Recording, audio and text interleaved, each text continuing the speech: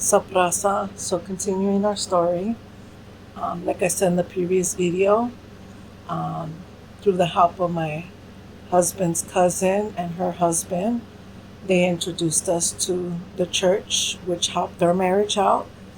And so my husband invited me to go to support him, and I did. And just going back, um, May 4th, 2004 would be the last time my husband um, uses meth.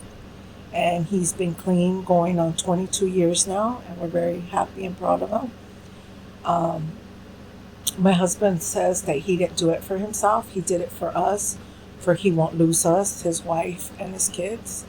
Um, but I'm glad he still did it, you know? And I'm happy and blessed. Now, when we went to this church, we didn't know what to expect. I think it was something new for us. Mind you, we, in between both of our lives, together, we hadn't been to church together.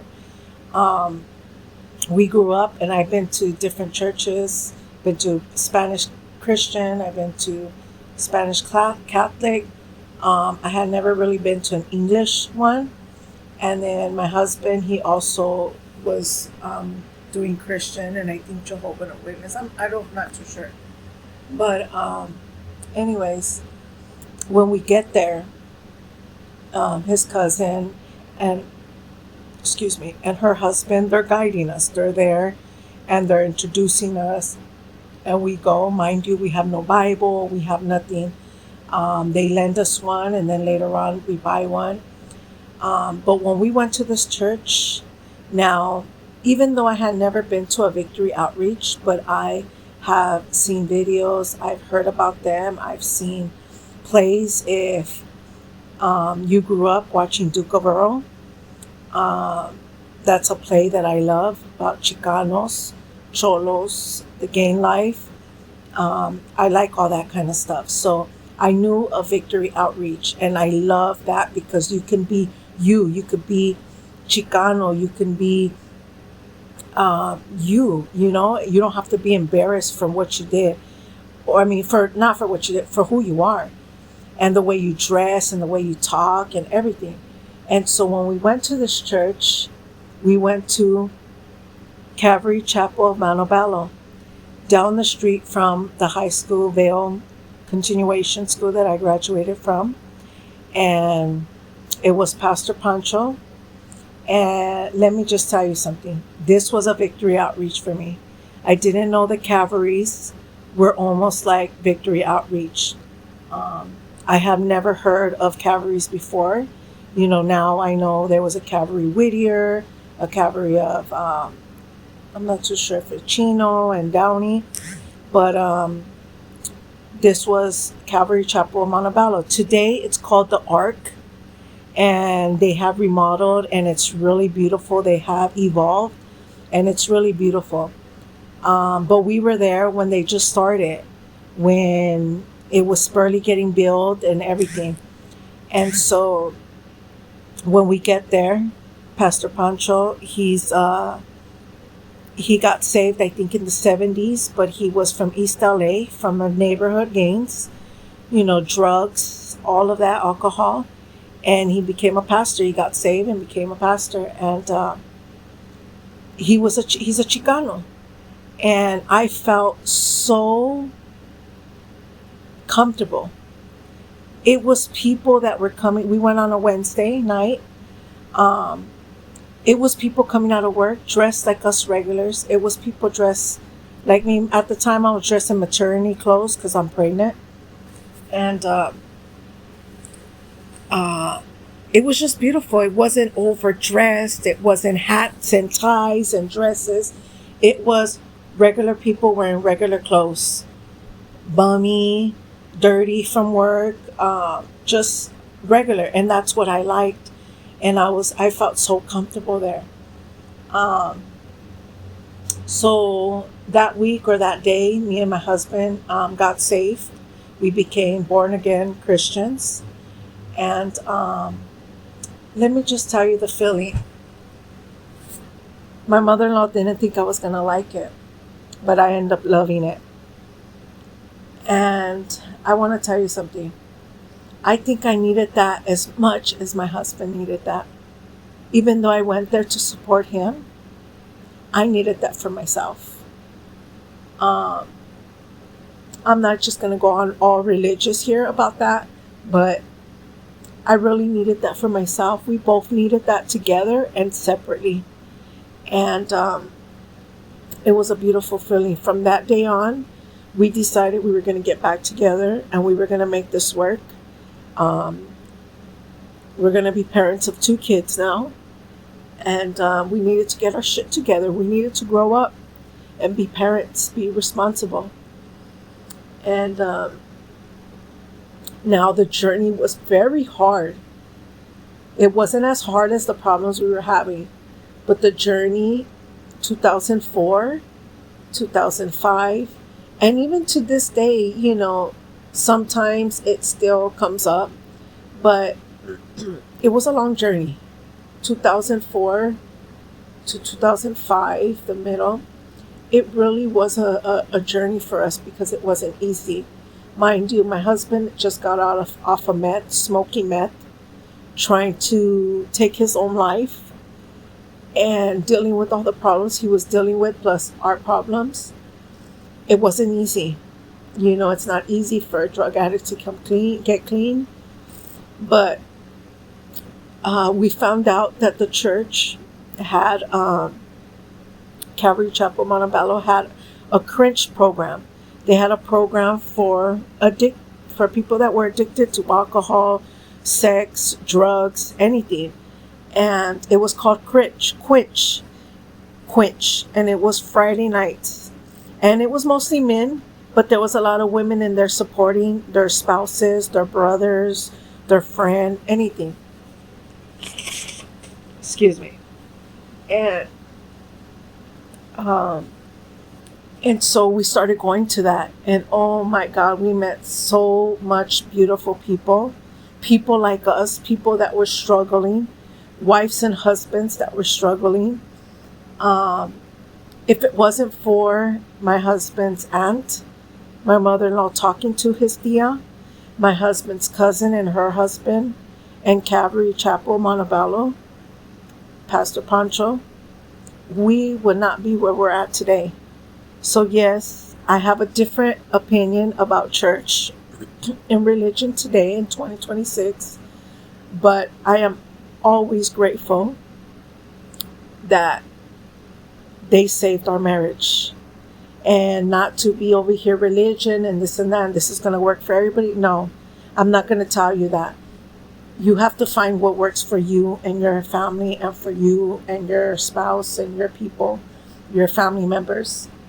But this is what worked for us. And it wasn't easy.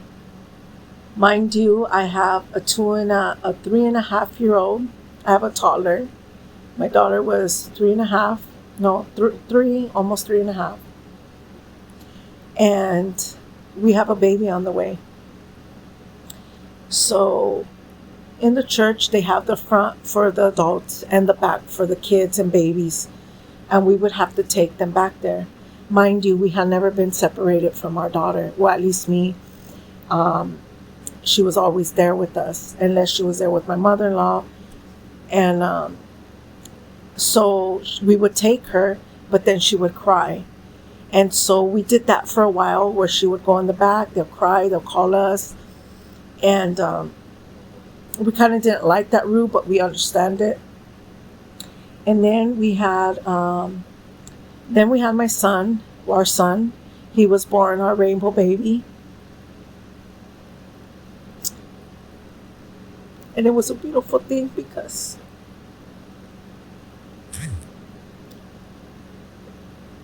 my husband was drug-free, and he was able to enjoy that moment with me, just like we did with our daughter. And so now we have a newborn and a 3.5-year-old. And we're living life. We're trying to make the best that we can. And we take our newborn as well to church with us. And for a while it worked, even though they would cry. They'll put us in another room on top where we can be able to still be in service and be with the baby. But it wasn't really working out. So yeah, that wasn't really working out. So then my mother-in-law and my husband's uncle would help us babysit the kids. Um, they were already babysitting like my nieces and nephews, so they said there was no problem of us leaving it there. But but basically, we were working on that. That was our rehab. Well, my husband's rehab, but it was something we both needed. I didn't need to be in that quench program, but I was there to support him. But even though I wasn't using drugs, it also helped me out a lot too. It helped me understand. It helped me um, support. It helped me love. It helped me reflect on myself as well, because we were still immature in certain areas. Um, my husband says he got clean for us, for he won't lose his wife and his kids. I will take credit that I was my husband's biggest supporter and only supporter at that time, in that moment, because um, the devil is real, and the devil does work hard when you're trying to do good, when God's trying to do its work on somebody. And that's how we felt.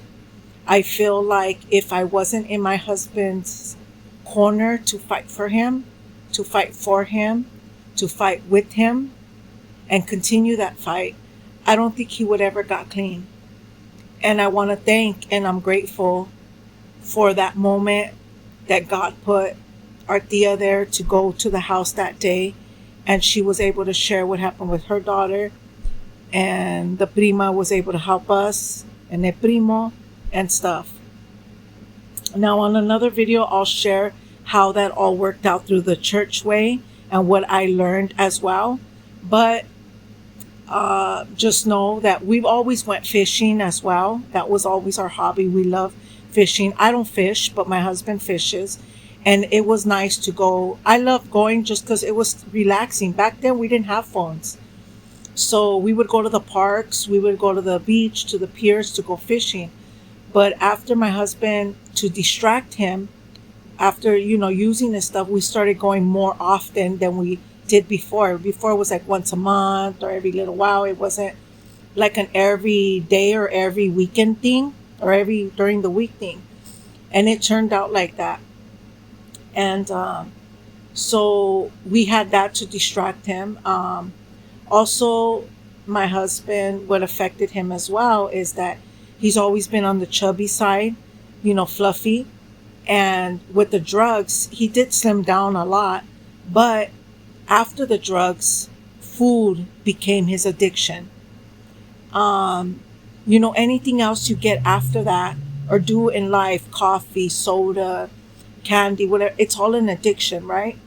And for after his drugs, food became his addiction. And that was something he leaned on. And of course, he gained a lot of weight after the drugs because his focus, I think his support was food, his comfort, his comfort was food. And so we did notice that, we did notice that after the drug use that food was his next addiction. And throughout the years and through his health, he has slowed down on that and he's lost weight as well. And but so we were dealing with that. What else? The food thing was not a problem, but that's something we noticed after the addiction, and we stood with the Courage program for a long time. And we did do the church for a long time, for a couple of years. And even though we were still fighting, the devil was still in our home. We would get people that would criticize us because we were taking too long. Church is 2 hours. We probably had to leave at 30 minutes before to get there on time. You do the worship And then after service, you fellowship. And a lot of people didn't like what we were doing. I don't know if it was jealousy. I don't know if it was because they weren't in control now. And that was the thing. And so even though me and my husband are working through our problems and through his addiction problems to stay clean, it was very hard because we were still having problems. Because not only were me and him having, we were having problems with outside noise, with outside people. And that would cause problems between us because I had to start putting my foot down. He had to start putting his foot down and telling people no. And in our own home, that's where the problems were at, because people in our own home were testing him, were challenging us, were making it hard for us, knowing that that's the only thing that was helping us. The Bible studies, when we would go to people's Bible study home, to their home to do Bible studies, it became an issue. We started doing it in our home. It became an issue. We started going fishing with other people from the church that we clicked with. That became an issue, not just in our home, but the people that helped us in that situation, help us get where we were at. That's another story. And then you have friends and family members that are trying to still offer. And their thing was, we were just trying to see si caía. Si es verdad que se está dejando de eso. But I think it was more, they were missing their partner in crime. They were missing that. They were missing their other half that was just like them. And I probably don't think they were probably doing it from a wrong place, but at the time, it seemed wrong. And that would cause problems between me and my husband. Somebody in our home pushing until my husband had to say, no, I'm not doing that. I'm not doing the favor. I'm not doing this. I'm not doing that. It's causing me to fall back. It's following me to slide back. It's following me to go back in the same hole. Because this is something that people don't understand. And I understand it 100. But a lot of people, especially when it comes to our family, you have to separate yourself from certain people around you in order for you to help yourself and get clean in any situation in life. Not saying that they're bad, not saying none of that. And when you feel comfortable, you're able to be around them. You're able to be functioning. You're able to, coexist with them, even though maybe they weren't changing. But my husband had to learn that. He had to learn how to be, it's just like an alcoholic. An alcoholic is never going to admit they have a problem. But once they see that, they can't be around alcohol, right? Because they'll slide back. But until you're comfortable with yourself and you did the work, you can be around alcohol. You could be around borrachos. You could be around all of that and know that you're not going to slide. It's not going to affect you. You're not going to want to taste that. You're not going to want that. And I think for my husband as well, it was hard for him to stay clean and all that. I don't know. I'm taking his word for it that he's never slide. But that was one of my issues I've always had because I didn't trust him. I didn't trust him to be around certain people because I knew what they were capable of and I knew what he was capable of. Because not saying that my husband's strong, he's a strong fucking man. But at the same time, I felt at that moment he was vulnerable and he was easy to peer pressure. And that's something that I want to talk on another video about peer pressure, because back then, even before I got with my husband, that's something that I never fall for. If I did something, I did it because I want to. I was called a chicken, leva, fucking bullied for it. I didn't give a shit. You're not going to make me do something I don't want to do. Now, if I did something, it's because I chose to do that. But I felt like my husband being around certain people, and to this day, I just noticed it the other day, that my husband, without me being by his side or bitching at him or nagging at him, he'll fall. And I even told my daughter, sometimes I have to remind your dad not to let his foot loose. You know what I mean? A lot of people around try to manipulate and try to, get there, because they don't give a shit what I say. At the end of the day, I'm not going to say all that. At the end of the day, they don't care what I say. You know what I mean? But I just noticed it just the other day. And not saying that my husband's strong. He is strong. But I always feel like I have to remind him. And it took years for me to trust that my husband wouldn't slide, that my husband wouldn't go back. It took me years. I struggled as long as at the same time that I was helping him and we were helping each other. It took me years. I didn't trust him to go anywhere by himself. I felt like I always needed to be there. I feel like I always needed to remind him, don't do something stupid. Don't do this when he was around certain people. I always had to remind him. And if I felt like something was strange out of the money, out of the bank, something, I would question it, even if it was for fast food or it was for something, I would question it because I didn't trust him 100% that he would stay off it. And like he said, he's going to prove to me, like back then he would say and everything, that I can trust him. And it took me years, and believe I trust him. And to this day, I still struggle a little. I still sometimes have to remind him or say, I don't think right now, lately, I have told him in the last couple of years. Maybe he'll probably say, yeah, I have. I don't know. But I know at least 5 years ago, there's one or two people I still had to remind him. Because I didn't, it still stays with me. And just like that stays with me, it stays with him too. For an example, as I'm getting older and we're getting older and we're taking care of each other and everything, when my husband would go somewhere, and then throughout the years I stopped wanting to go places, and I'll say, you go by yourself, because that's how much trust I have in him. Oh, you go by yourself. But he never felt comfortable going by himself. He would always take the kids, or take one kid, or for me to go, or argue for me to go. And I would get mad that I had to go, but I didn't know what he was feeling. So a couple of years ago, this is not even that far behind. I think about 5 years ago, 6 years ago, I started calling them, because back in the day I didn't believe in location and all that, because I felt like the CIA's fucking spying on us and watching us, which I know they are. We know they are.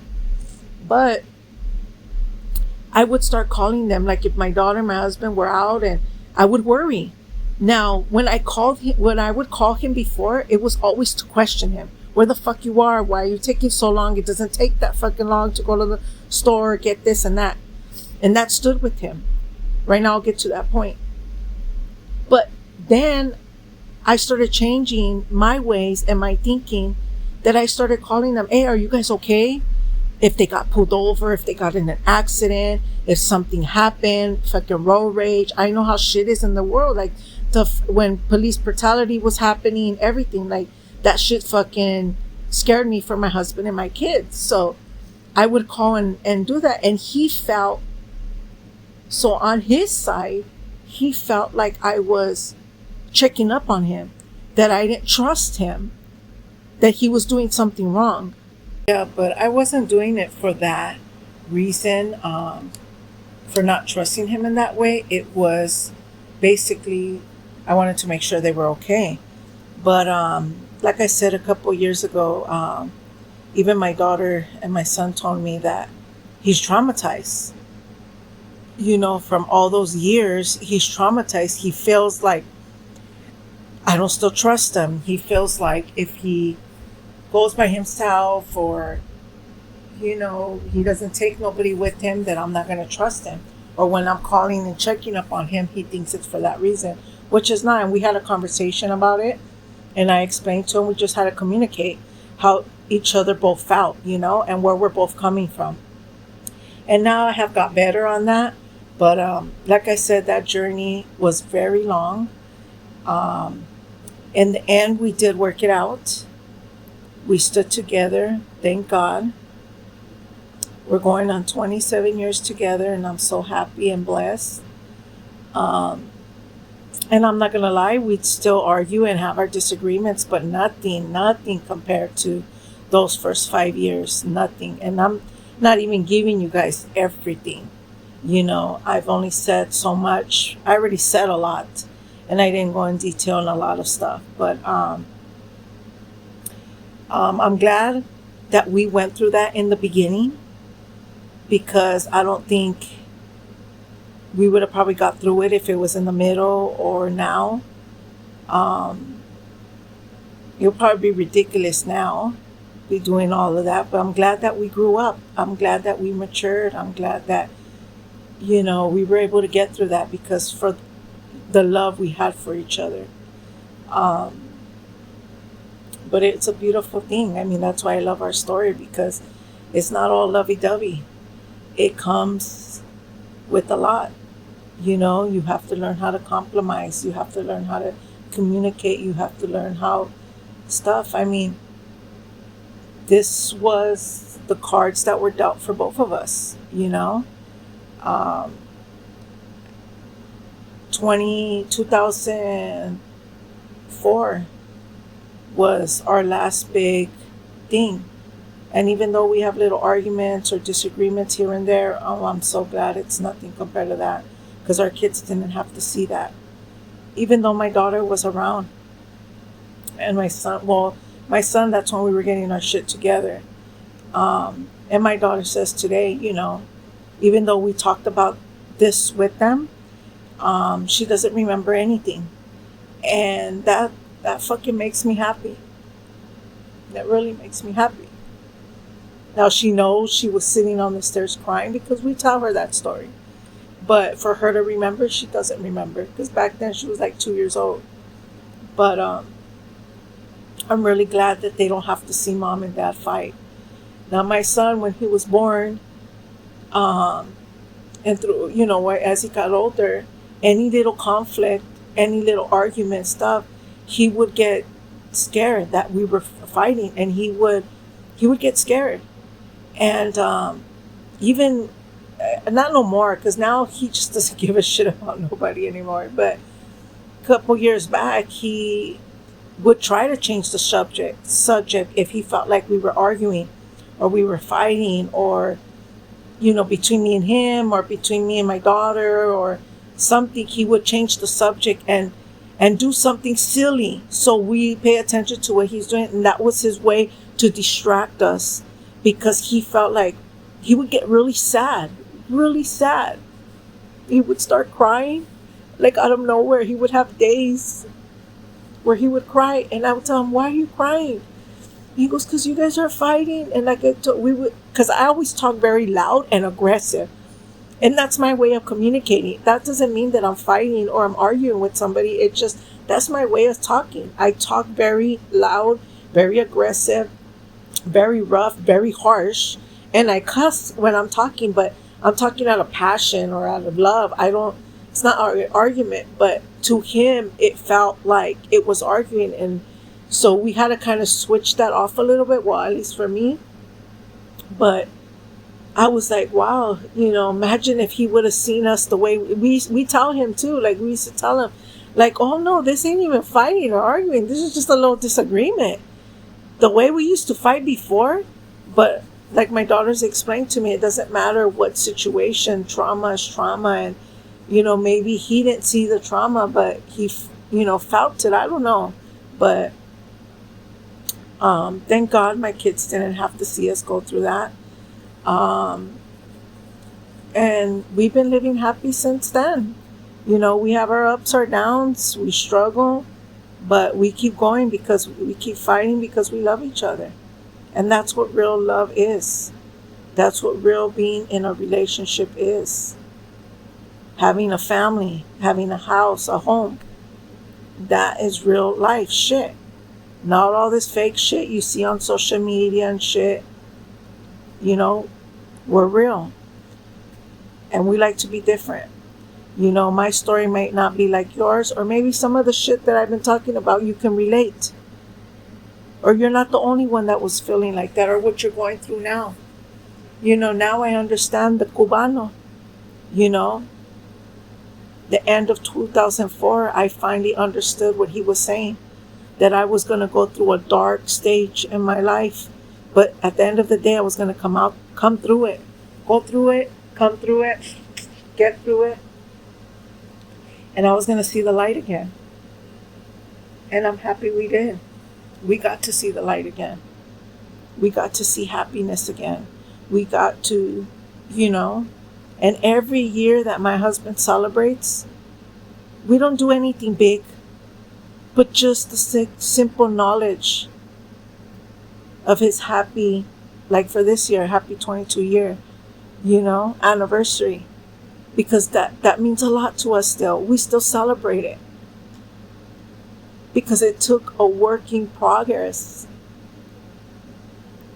And it's probably still a progress. I haven't asked my husband how he feels or anything, but he told me he's strong. He doesn't even crave that, nothing anymore. And I'm happy to say my husband doesn't drink, none of all that. And I'm glad I didn't have to go. You know, the problems that I went through, me and my husband went through, and like my daughter says, don't compare your traumas, your problems with other people. And I know somebody in my family that when somebody tries to share their domestic violence story or anything, they always compare and say they had it rough and they had it hard, and we don't know what they went through, and we don't know pain, and we don't know struggles. But it doesn't matter if that person's struggle was smaller than yours or bigger than yours. Whatever they went through, any trauma they went through, it's their story. You know what I mean? But I'm actually happy and glad that I didn't struggle the way I seen other people struggle and the other problems. Nothing compared to what I seen my mom live. Nothing compared to that at all. Because my mom wasn't the only one affected. The good thing that my kids didn't see none of that. But we grew up seeing that. And that shit sits with us. It don't matter how old we fucking get. It don't fucking matter how old we get. We sit with that shit. All the fucking time. And as much as we try to bury it, best believe the older we get, the more it fucking comes up and comes up and comes up. We buried it so fucking deep, but at the end, eventually it starts coming up. You know what I mean? So, that's our love story. I'm going to continue talking about me and my life, which includes my husband and my kids, my family.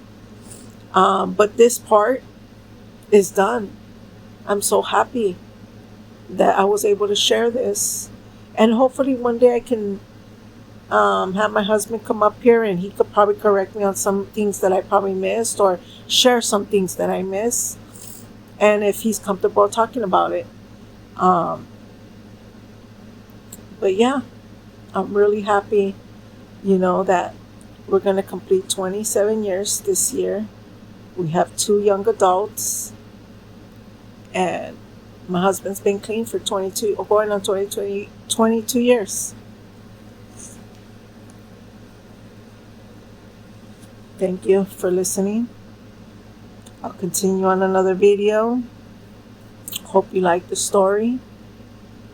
And what you could take from this is, if you're in a rough spot in your relationship, try to fix it if you really love that person. Especially when there's kids involved and people involved. Try to fix it. You know, try to get your shit right. If it's you as a man, if it's you as a woman, get your shit straight. For yourself, for your spouse, and for your children. Come on. And I also want to give a big shout out to all our family that have been there, supporting us in the good, in the bad, the outcomes of everything, even your outcome. Right now I talked about a lot of people without saying names, but that doesn't mean that I'm not good with them. I'm good with them. I love them. And I'm actually proud that a lot of them have changed. I'm actually proud of a lot of my family members that were borrachos and now they don't drink or they drink less. I'm actually proud. I think it was like 2 years ago. My husband's side, like 2, 3 people stopped drinking. On my side, 2, 3 people stopped drinking. And actually, I was proud of all of them. I'm proud of them. Not that, because it's a good feeling. I'm proud for where everybody has overcame. And there are those that never overcome. You know, I have family that I had to let go because they don't overcome. You know, hitting 50, 60 years old and still being tecatas. You know, I know people that we used to be close to, that we used to love, and they hit rock bottom and never came out of it. You know, I was close to one of my tios. Close. He was close to my mom when I was born. And the day I was born, we were inseparable. He was a teenager when I was born. And we fucking grew up together. And we were close. I seen him with his wife. I seen him with his kids. I used to babysit his kids. We were close. He hit rock bottom. And as much as you want to help somebody, or help your loved ones, or help the people you love, sometimes they don't come out of it. And there's only so much you can do because they don't want it. And you lose them. And it fucking hurts. But you gotta let go. I lost a friend, a real good homegirl, solid homegirl, because she decided to go the next route and she preferred to be around the same people that were in the shit. And because I was not that friend that was going to applaud her for being in the shit, she let me go.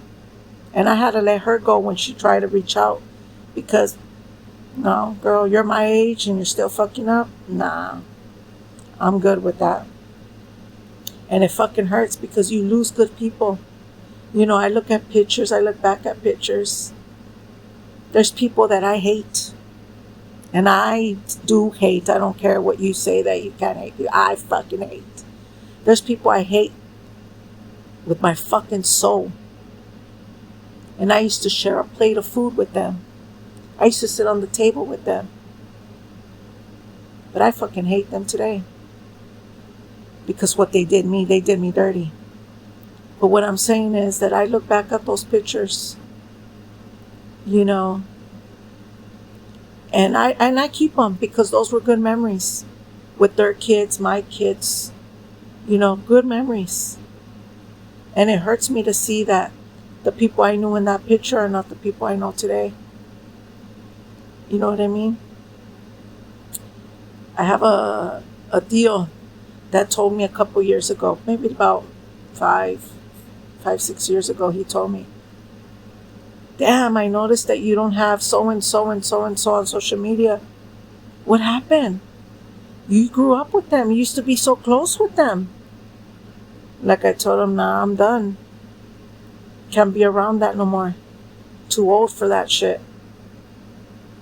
Hitting 50, 60 years old, 70, still with the backpack, still with the little tote bag, still being a tecata or tecato, still rolling with the tecatos in the street, still getting high. You know, and then they got their kids getting high and their grandkids getting high. Nah. And then they like to burn you and use you. Then they like to start shit. And then tomorrow, besos y besos. Ay. No, I'm too old for that shit. I don't got patience for that shit anymore. And it hurt me that I had to let people go. You know? Because I tried reaching out. I tried to help, just like with my husband. My husband actually wanted the help. My husband actually put the work in. And 22 years later, he's still here strong. And hopefully those that are struggling in the addiction and anything they are doing, hopefully one day something hits their soul and their heart and they're able to change. Not for none of us, but for themselves. I lost somebody. I lost my pops to the fucking street for the drugs. And we tried our best to fucking help him. His homeboy, my brother, myself, my husband, we tried. We tried to the fucking last day of his breath to give him help. He didn't want it. 2 weeks before he was gone, he said, yes, I'll do it. Then turned around and went straight back to the streets.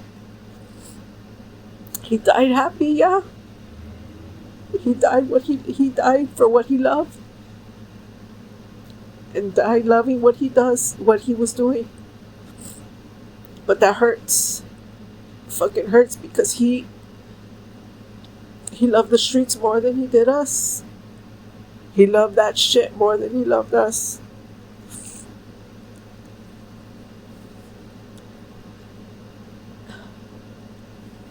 Anyways, have a female raza, female weekend raza.